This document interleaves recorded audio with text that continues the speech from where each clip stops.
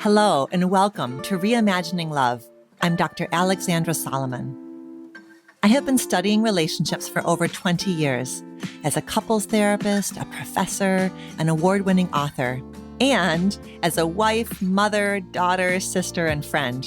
Now, I'm inviting you into this space each week as I dig into some of the toughest and most fascinating relational dilemmas of our time. If you want to discover how to create vibrant and loving relationships in your own life, you have come to the right place. This is Reimagining Love.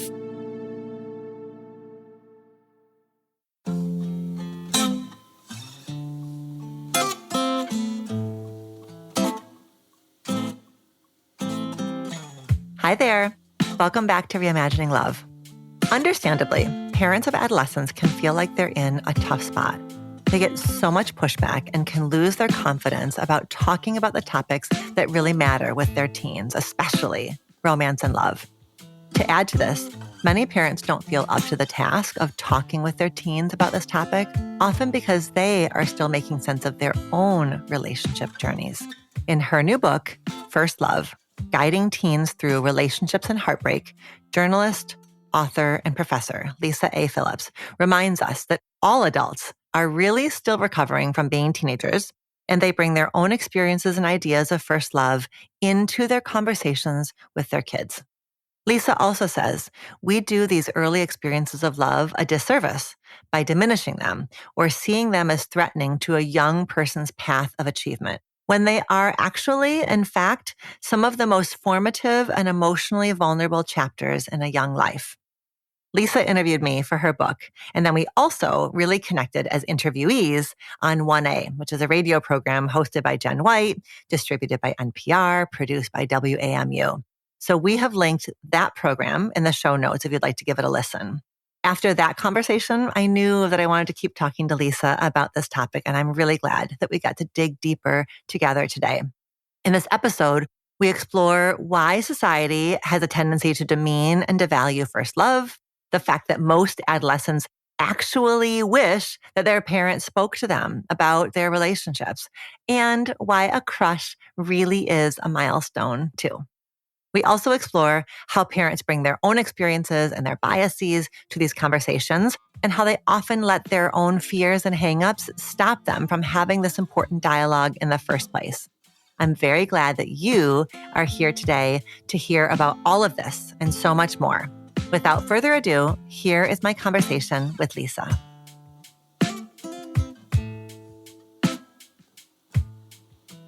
Lisa, thank you so much for taking the time to be with me today. Thank you for having me. It's such an honor. You know, as I was getting ready, I was flashing on all of our conversations over a long stretch of years. I have loved being in dialogue with you about love, about intergenerational love conversations. And it was, of course, a ton of fun to be with you on NPR's 1A in celebration of this fantastic book of yours. So I have a very warm place in my heart for you and for the good work that you do. That's so great to hear. I think it's a mutual admiration society for sure. So before we dive in to all things first love, I want to start with a question that I ask all of my guests. Are you ready for the Reimagining Love question? Yes. Lisa, I would love for you to share a little bit about how you are reimagining love in one of your important relationships these days. I am reimagining love as a mother and as a daughter right now. So I'm going to sneak in kind of two significant relationships with my mother and with my daughter. They are both in transition. My daughter is now an adult. She's a college student. She is not under my roof very often. And so my caretaking for her is much different. And then my mother, who's 84, is in amazing health, but she is aging and has an aging body and the problems that go along with it. And it's been a project between the two of us, and also between her and my siblings, to encourage her to let us care for her more.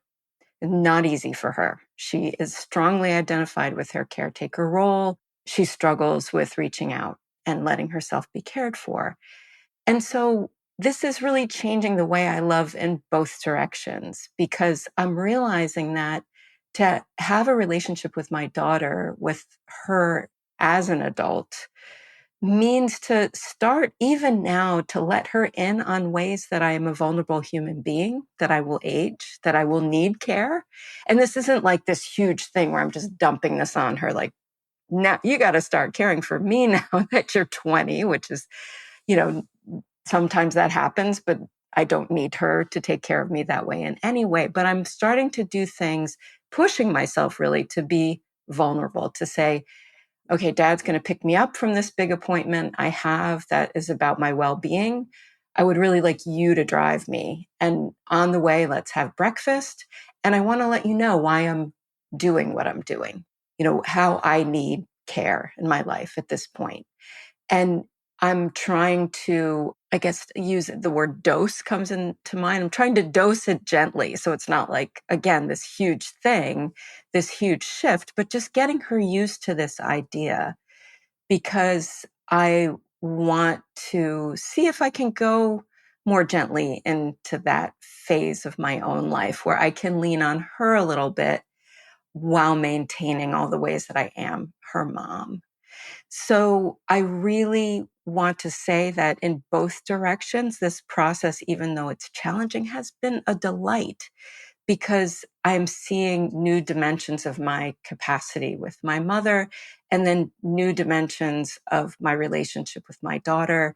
And little things are starting to come up. Like when we talk on the phone, she says, well, enough about me. How are you doing, Mom? It seems crazy to say. It's like the thing I didn't know I craved. But it's so beautiful to hear that from her.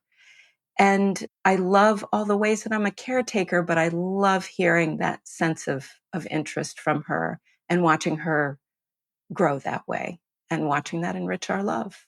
Oh, there's so much there, Lisa, that you shared with us. I really appreciate all of that. Like, what a beautiful, your mom is being this really interesting teacher for you. Like, as you watch her struggle, you are in the struggle, like in watching her struggle with the becoming somebody who needs care. You're taking little lessons there and understanding, okay, so God willing, that will be me someday. So what are the little doses that I can do right now to ready my daughter, and frankly, to ready yourself too, right? To be somebody who is more than just the mama, the one who's in charge, the one who's providing care. So you're in this really intense, beautiful training program, 3-generation training program.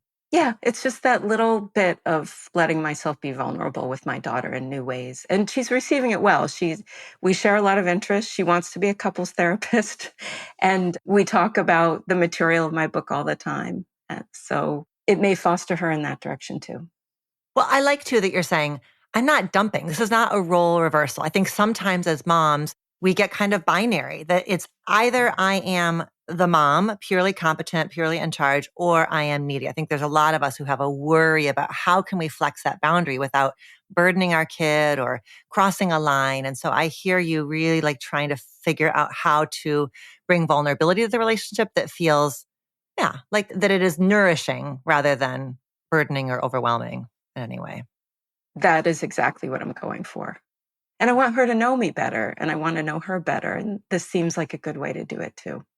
Well, it's such so my next question is about your class at State University of New York, which is called Love and Heartbreak. And so, of course, I'm thinking about you as a college professor and me as a college professor and how we get this like enormous privilege of being with emerging adults as they do so much just exploration of their identity and development. And that is so much when I think about my students in Marriage 101, especially when they go into the Love Template Project, where they have the chance, if they want to talk to their attachment figures, their parents. And the big takeaway from that project is oftentimes that's really the first kind of adult to adult conversation that they've had, where they are in dialogue with their own parents in a way where they've kind of taken off their kid hat and their parent has taken off their parent hat, and they really are in a different kind of engagement with each other, which is, there's just so much richness in adding that complexity, in both directions of seeing your parents as more than just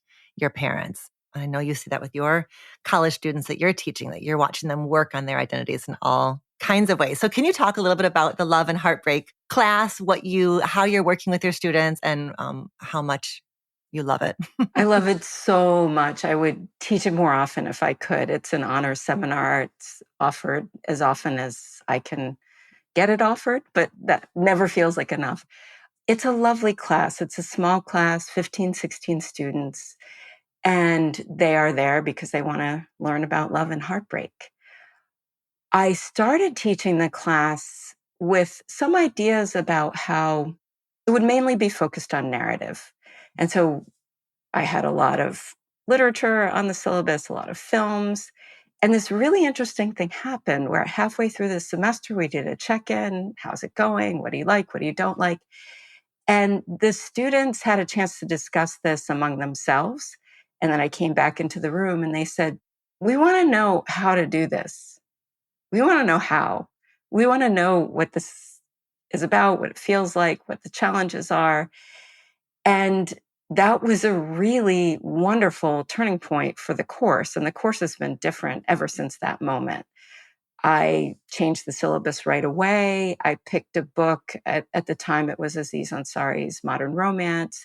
That was more about it was more how to. It was still research based because it's a college class. It needs to be, but it had this way of journeying through some of the research that was very accessible and had a lot of takeaways.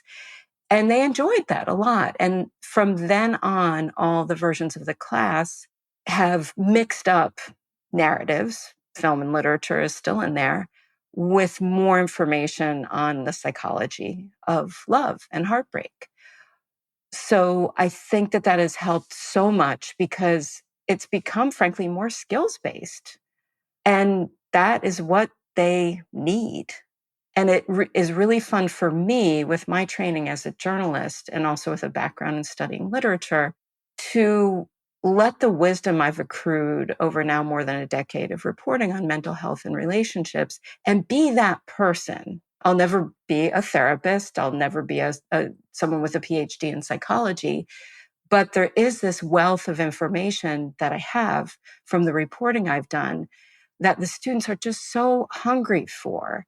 And they just flower with it. And they feel heard. They feel like things make more sense. And they also feel hope, which is a struggle for a lot of them to feel genuine hope about being in relationships and what relationships can do for them. Yes. I just had my first office hours with this 25th teaching of Marriage 101, and one of the students said, "I got really tearful during the first lecture and I couldn't figure out why." And she said, "What I realized was you are so hopeful about love and relationships. And I realized how cynical I have been feeling lately and how doubtful and how concerned." And she said it was really so hope inspiring, to feel like, oh, there's another way of looking at all of this. And what a gift. What a gift that you give your students, and that, that we both are able to have that place with young people. I wish they all could have places like that as they go through this really important transition.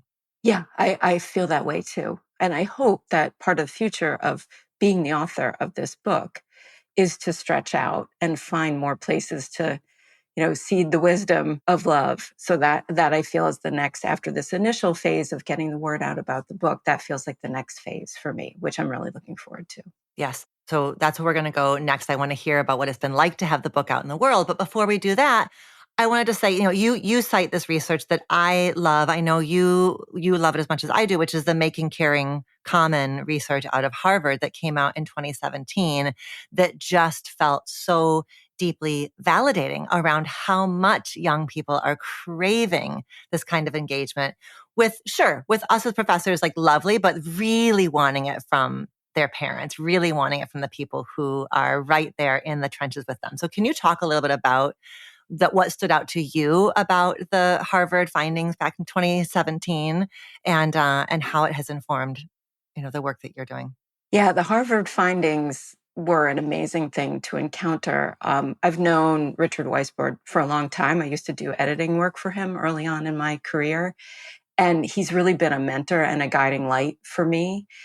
So, reading about this research that more than 70% of young adults wish they had had more information on relationships from their parents was so striking. And it made me think a lot about this really funny thing about adolescence, where parents are in this situation where they're feeling the push, right? They're feeling the push away. They're hearing the, I don't want to talk about it, none of your business, all of that pushback that is so much a part of the journey toward autonomy, that we, I think, lose our confidence for being bold about talking about the topics that really matter.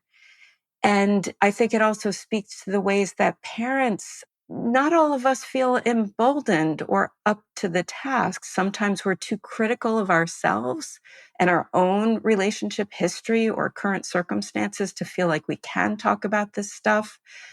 Sometimes we feel like it's girl stuff if we have a boy and we can't talk to our boys about these things.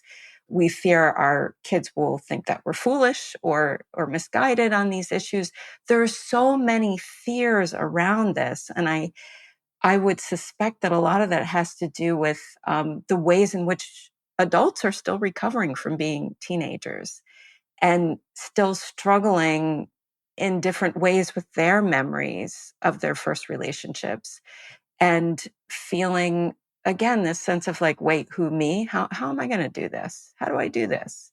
How can I be the smart person in the room with a topic that is so baffling? Still, the research finding is a real wake up call that this is necessary, even if we are not perfect sages on this issue. It is necessary to find ways to be reflective about love and exploratory about love and heartbreak with our kids.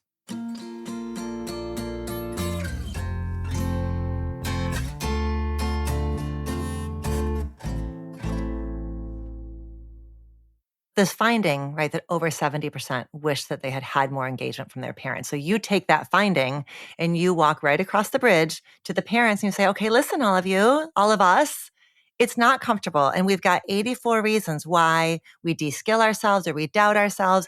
And our kids, by the way, make it easy, right? That smoke screen, make it easy to be like, okay, well, I got no place here. I am not relevant. So your book, First Love, Guiding Teens Through Relationships and Heartbreak, is the guidebook. Like it is the book that helps. I mean, you are crisscrossing that bridge between the parents and the young people. And you are saying like, this needs to happen. It's not necessarily comfortable for any of us, and it's vulnerable and it's vital and it matters. So tell us a little bit about what has it been like for you to have this book out in the world?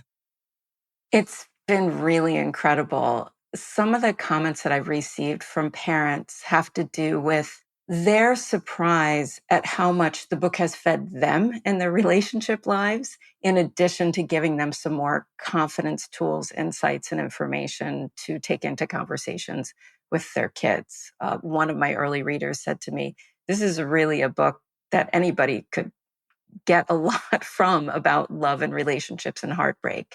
So that has been really gratifying. And then on the other end of things, seeing young people who have been in my orbit, who are buying the book and reading it and talking to me about it, that has also been really rewarding because that's not the target audience. I mean, I love it that it is an audience, but it's not, the book isn't not marketed toward teens. That would be a very different kind of book.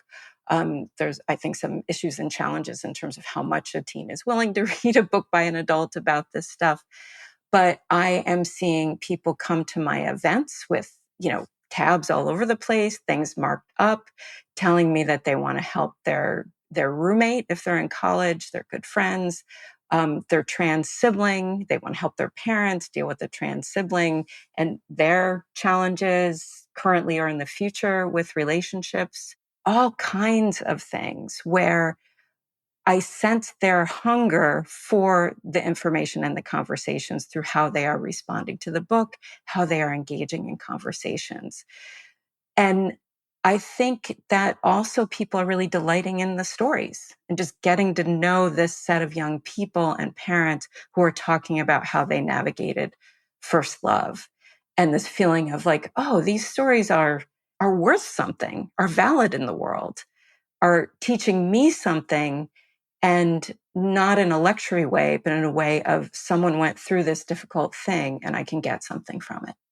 When your book launched, you were featured on NPR's 1A. It was really like a centering of your book and in celebration of your book. And Jen White, invited me to be on as well. I was like, are you kidding me? Of course, yes, here for all things Lisa Phillips and her work.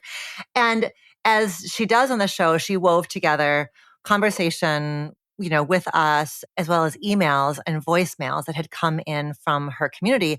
And what she had asked for were stories of first love. And I spent the entire conversation tearful because of the beauty and the poignance and the emotion of these first love stories. And I think we collectively as a culture really demean and devalue and marginalize first love stories. So one of my favorite lines in the book is you say, a crush is a milestone too.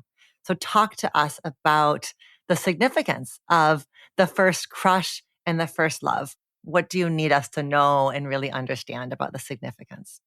Well, you point to a paradox that I explore in the book, where here we are with pop culture, music, celebrating the crush, sending the message that first love is this huge, important thing.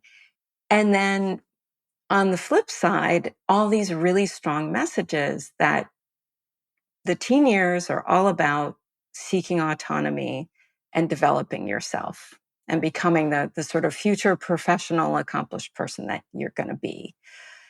And that in that light, first loves and crushes have to be minimized because they seem like they're going to be threats to those things, distractions to those things.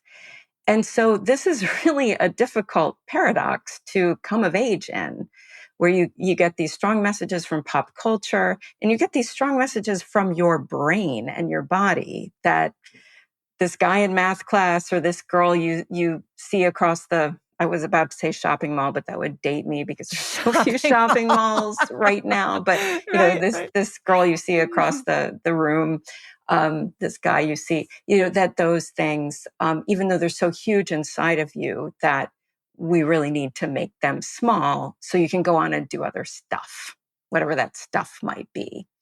And that is a paradox that is just kind of messes us up because what it means to become independent is that it also entails some degree of interdependence on other people who are not your parents. And part of that is romantic relationships. And crushes are the same exact experience in your brain and your body as something that leads, an attraction that leads to a mutual relationship. It's just how the story ends that's different. So both things are incredibly important experiences, and we do them a disservice by saying that they're not, or it's all about just moving on. That's not to say that teens should abandon their responsibilities to learn and grow and develop themselves. It's just to say we can have the both in the and we don't want to be so afraid of the power of first love and crushes that we say like, no, no, no, no, this goes to the side. Of course you're going to go through this stuff, but like, just get over it and move on. Make it small because you've got better things to do. So I call crushes, I say that they should be a milestone, just in the way that first love and the sexual debut and these other turning points are, because crushes, again, they are huge in your brain and your body. And they are also tremendous learning experiences in what to do with not just desire in the sexual sense, but attraction when you just so strongly feel that this is a person that you're meant to be connected to. Yeah, longing, the longing. Yes, the Mhm, longing mhm. and what the longing means, why you are attracted to the particular person you're attracted to. Those are all things that we can learn things about ourselves from. And so, why wouldn't we want to honor this instead of quashing it? Yes.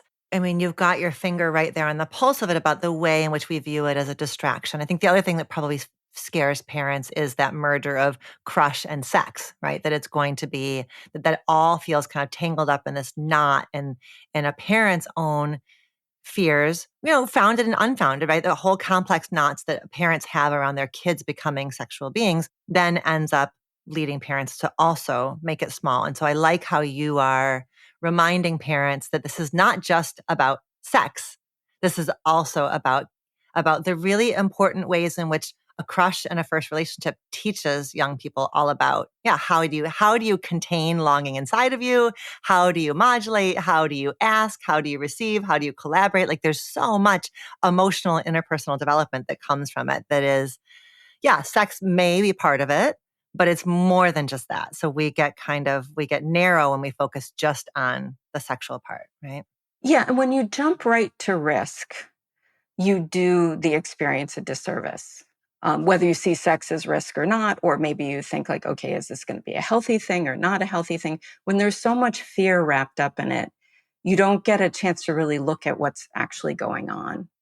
That checking in on what's actually going on is one of the most important things a parent can do. And that is if they're lucky enough to get their child to tell them what is going on. But I think sometimes even if you don't get a ton of information, the way that you check in with teens is incredibly important, because every time, and I don't think you should do this like every day, every hour, what have you, but every time you put a touch on, you're saying, this is important. I value this. And what better message is there to send a young person into their future love life? Okay, so my next question for you is, how do parents do that? Before we do that though, I just have to like put a little highlighter on the fact that you use my favorite phrase, which is sexual debut. So you did not talk about losing your virginity. You talked about a sexual debut. I need you to tell the Reimagining Love world why you call it a sexual debut instead of losing your virginity. So I don't say losing your virginity for so many reasons. One For is it's all of like, the reasons. it's loss, right? It's like, loss. Okay, where do we find it again? And then I think also a lot of the focus on this idea of virginity tends to be around penetrative sex, which tends to be around heterosexual relationships. And in fact, there are really a spectrum of sexual experiences with a spectrum of significances that young people go through. And that sexual debut allows for that control of saying, like, this is my first time because I said it was my first time, because it felt like my first time.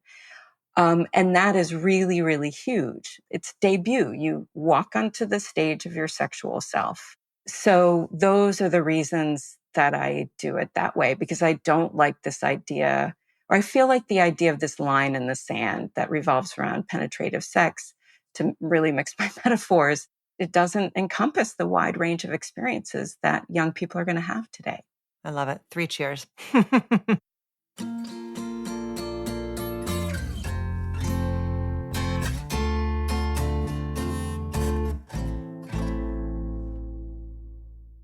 For a parent who's listening, who's saying, yes, I want to be that. I want to be the parent who doesn't minimize my kid's crush or their first experience. I want to be the parent who is able to hold something more complex than just fear and risk around my young person becoming sexual.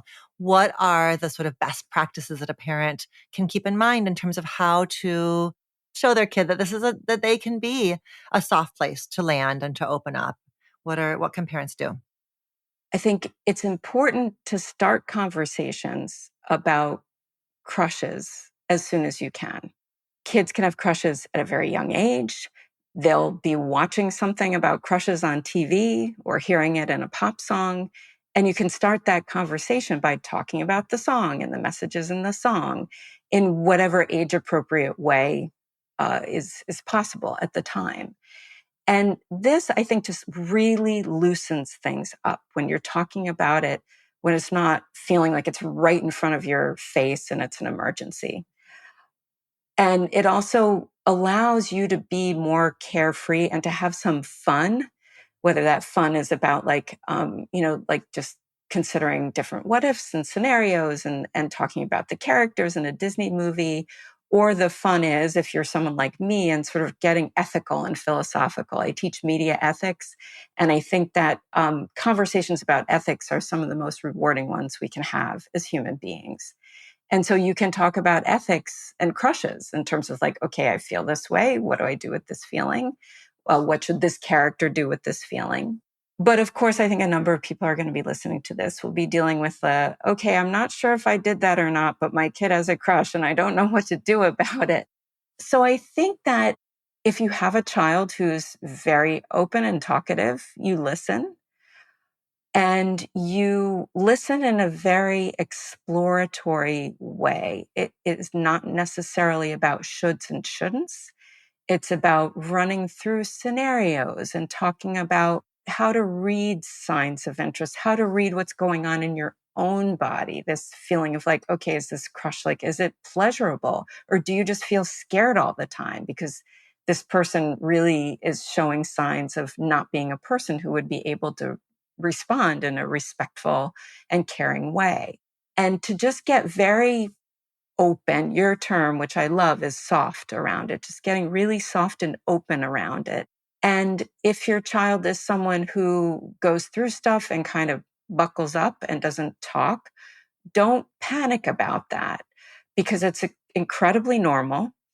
And I think, again, if you're putting touches on a young person, meaning you're asking, you're checking in, what's going on with this person you're attracted to? How's it going? How's it feeling inside of you?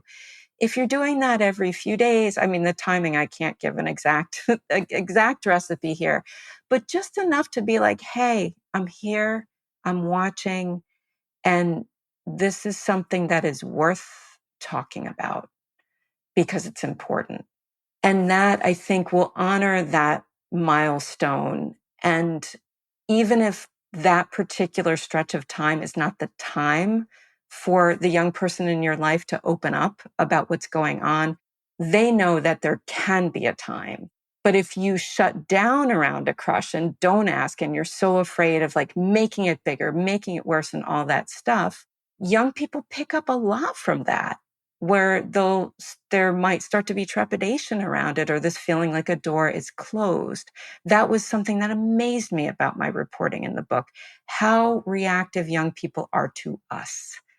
How easily they will feel our judgment, even if we didn't really mean to pass judgment. They'll feel our judgment about their sexuality. They'll feel their judgment about what they should or shouldn't be doing with their time. And when they feel that, they really shut down. And that, I believe, is something we do not want. We want to stay open and in dialogue as much as possible. Yeah, you really want parents to understand how powerful and visible they are to their kids, how their kids are picking up on all kinds of cues that we are sending our kids, and that they're kind of positioning themselves vis-a-vis the feedback they're picking up on from us. Yeah, and it lasts a long time. I remember this one girl who told her parents she had a girlfriend and she was 12 or 13. And they just said to her, how do you know you don't like boys? And what that meant is, not only in this relationship did she not say what was going on, but later when she got into another relationship, actually with an older man, and shut down around that too, because she just didn't feel that there was an open door. And those things made me incredibly sad, because we all have those moments where we react and we don't realize how tightly we're closing the door. Yeah, and so if you're like putting a piece together now, you worry you've pushed your kid away, you can go back and say, hey, I didn't like how I handled that, right? So the naming, the ask for a redo, that can make a difference. But yes, that's huge. I'm thinking also, about the people who called in to the NPR show and shared incredibly vulnerable stories about just pain around their first loves, or ways that their parents handled or didn't handle it. So if there's somebody who's listening who didn't ever get that chance to have a parent who is soft, how do you want them? How do you want a listener who's carrying a painful story of their own, like painful first love experience, or is aware of the absence of support that they got from their families? How can they tend to that part of themselves that still maybe feels very much alive and kind of raw, even years later? Parenting teens brings up a lot of stuff in the parents. They go through a lot. They start to think about their lives.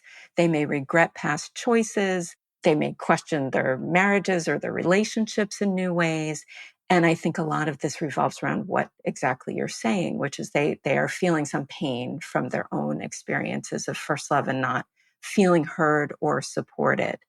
Some of the most powerful stories of connected parents came from parents who had had these experiences because they consciously made a choice to be different. I remember one woman who exactly fits the scenario you describe said that I raised my boys talking about everything. If they wanted a stick of gum, we talked about it.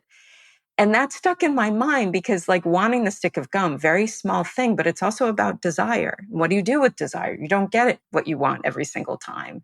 You may have to deal with emotion regulation. You may have to deal with dialogue. You may have to deal with a million things. And so, if you're a parent who is feeling confused about, like, okay, I didn't get the parenting that I wished I had, and here I am with this child, and I need to figure out how to do things differently. I think that the best thing I can say is move forward in the quest and in your vulnerability, because no matter what you've gone through, you still have the wisdom of someone looking back through history at the point your child is at. You have so many more years of growth and learning experiences to reflect upon and to offer up. And you don't have to be perfect about it. In fact, one of the experts I spoke with had this very wise thing, which is that you can actually talk to your child about patterns that you've struggled to break or things that you wished you'd had and didn't have. You have to kind of pick your times for those things. For example, when your child is devastated from a breakup, you don't want to be moving into your stuff. This is really a time to be about your child and not your own past experiences. But I hear so often from young people that their parents' tales of struggle with love and with their own parents stand very powerfully in their imagination and in their knowledge base moving forward into their own relationships. So don't underestimate the power of carefully revealing some of the ways you're moving through this material. Again, not in a way that really burdens your child, but in a way that says, this is a quest we all go on. This is where I started out. I would like you to start out in a different place, in part through my own efforts to foster that place. You describe it as this like 2-generation transition, right? What's the term that you use? Dual generation? Dual generation rite of passage. Dual Yes. generation rite of passage, because as the parent is watching their kid go through this, it evokes their own memories, their own journeys, their own fears. And so there can be something very powerful, as you're describing, about the parent committing themselves to make a different kind of space for their kid than what was made for them. That's beautiful. But there's the importance of a parent understanding what's coming up inside of them is so important, because otherwise then the parent is purely led by this, like, I don't want you to make the same mistakes I made, right? That like reactionary, like, I need you to be 180 degrees from me. That's not helpful, right? That's not helpful for us as parents to be projecting our story. I did it wrong. I want you to have it different than I had it. So don't do this instead, right? Where parents can then, when they're led by fear, get really directive and prescriptive. Yeah, thanks for calling that out, because I know what's in my head when I say these things, but you're right. There is like this very real danger of putting a lot of pressure not to bear a certain kind of emotional legacy. And that's why I think it's a dance between being open enough about what you went through in the past and remaining very tuned in to your child's experience. If you have a really strong narrative in your head, as one couple did, because they had their children very young, they were teenagers, it was very difficult. They lived their first years with their children were incredibly hard and in the projects in the Bronx. And when their daughter found actually her life partner in middle school, they're married now.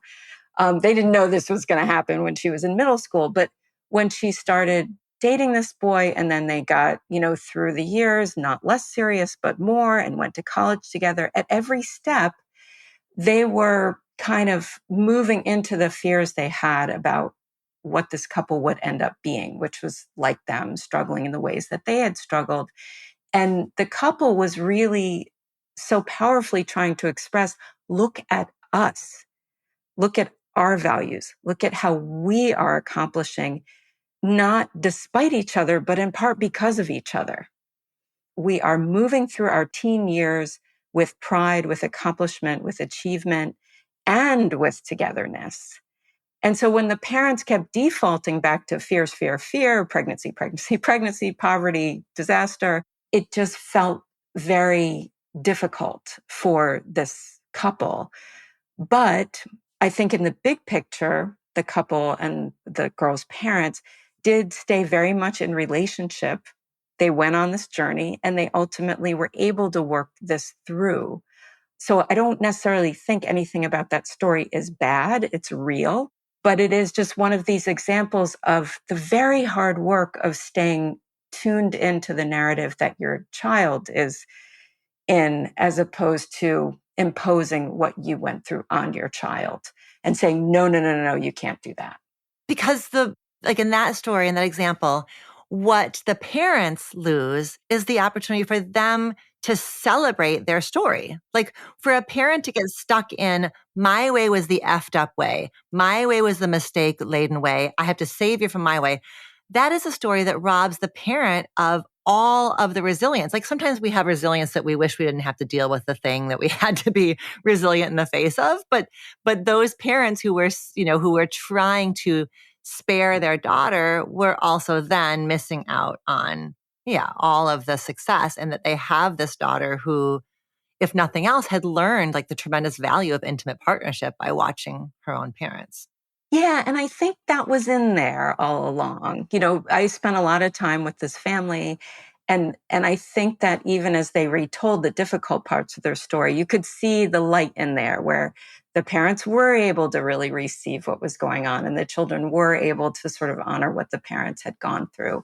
But they did keep running up against these sticking points because of the immensity of the fear. Yeah. I just had a conversation with our son yesterday, who's 22, and he was really beating himself up about something that had happened. And I said to him, "May I please tell you a story of the time I got fired from a job when I was exactly your age?" And like I asked first, and it was really helpful. Like I think there are ways that our stories, I know how much he admires me in a lot of ways, and I could hear how hard he was being on himself. So it was a moment where it was like, let me just let me sit alongside you and kind of show you something from my history that's a parallel, that's actually my version of it is way more intense than anything that's going on in your world right now. Like it was just I think that you're right, that our stories can also, it's not an either or kind of thing, because there are ways that our own stories of struggle, when we've been able to process them, when we can tell them from a self-compassionate lens, when they are more than just like a cautionary tale, they can be points of connection and they can be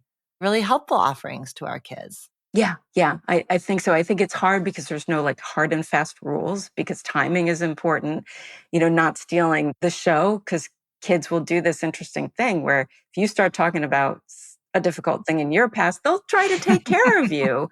And sometimes that's not okay if they're going through their own stuff. But I think it's just you just want to stay tuned in both to what your story does to you and to what's actually really in front of you, the data that is happening in your child's world right now.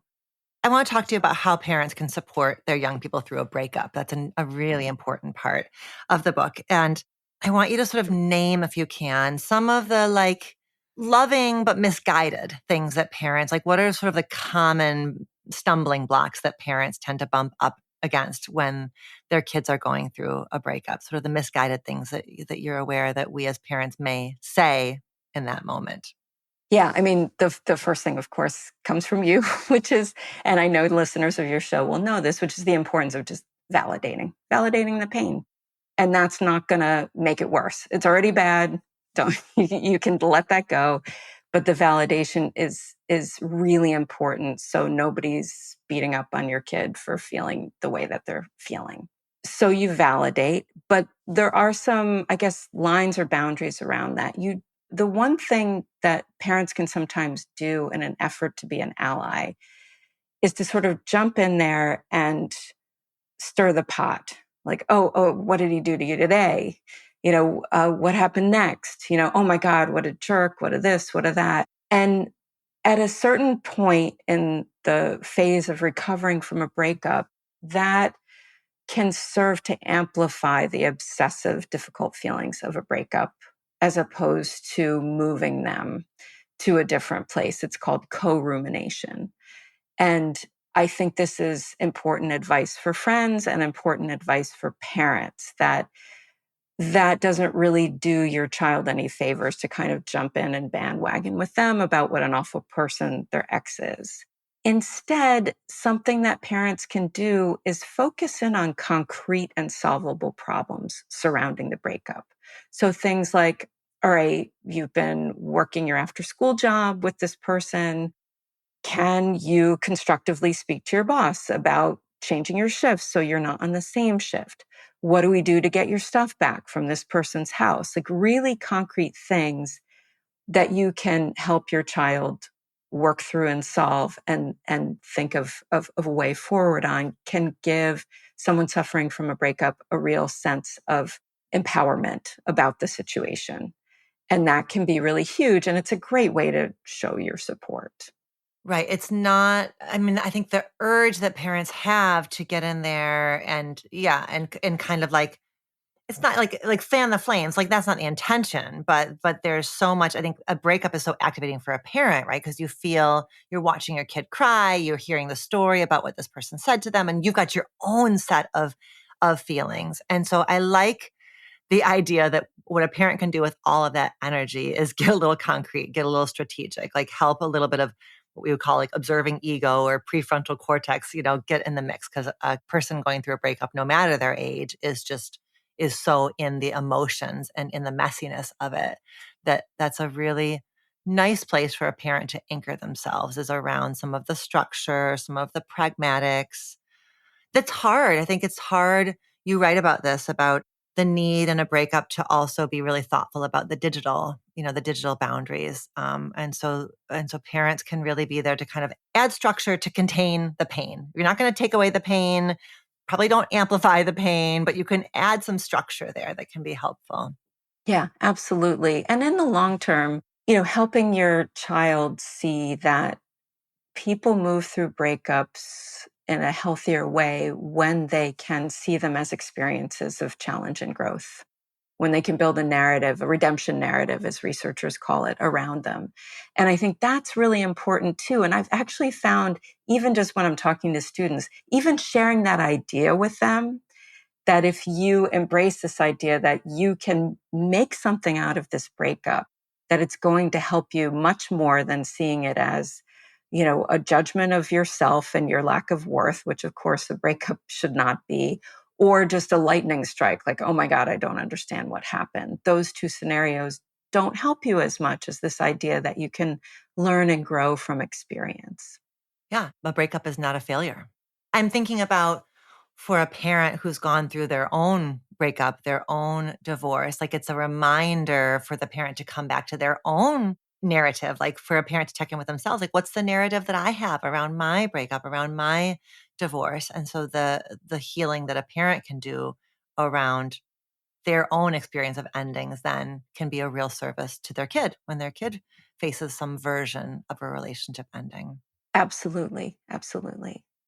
Lisa, I said it before, I'll say it again. This book really does need to be on every parent's shelf. I love that there are young people reading it. Of course there are, and of course there should be, because there's something in your work for all of us who are in relationship with people who are loving and ending and starting again. And it's really wonderful what you've created and offered for us here.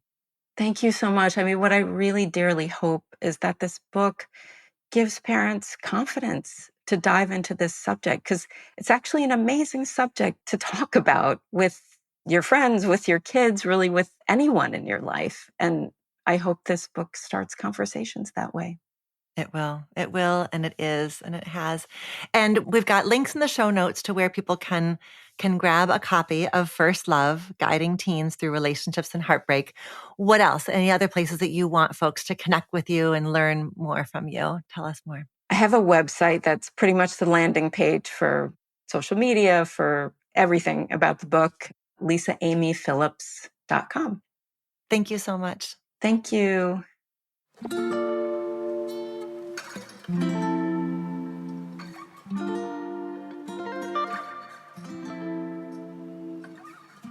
Thank you, Lisa, for your important work in this area.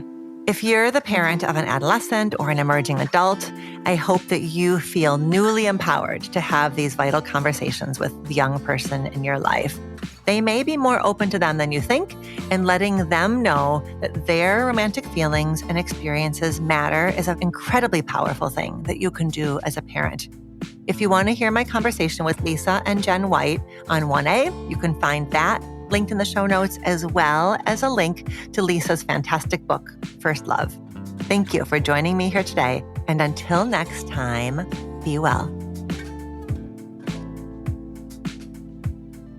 Thank you for listening to our show. Our producers are Elizabeth Vogt and Mary Chan and Katie Pagich of Organized Sound Productions. Our theme music was composed by Slade Warnkin. The show is executive produced by me, Dr. Alexandra Solomon. Do you have a relationship question that you want answered on the show? Visit reimagininglove.com to send in a written or audio question. Questions can be about intimate partnerships, family relationships, friendships, you name it. If you're looking for more love and relationship content, you can find me on Instagram at dr.alexandra.solomon.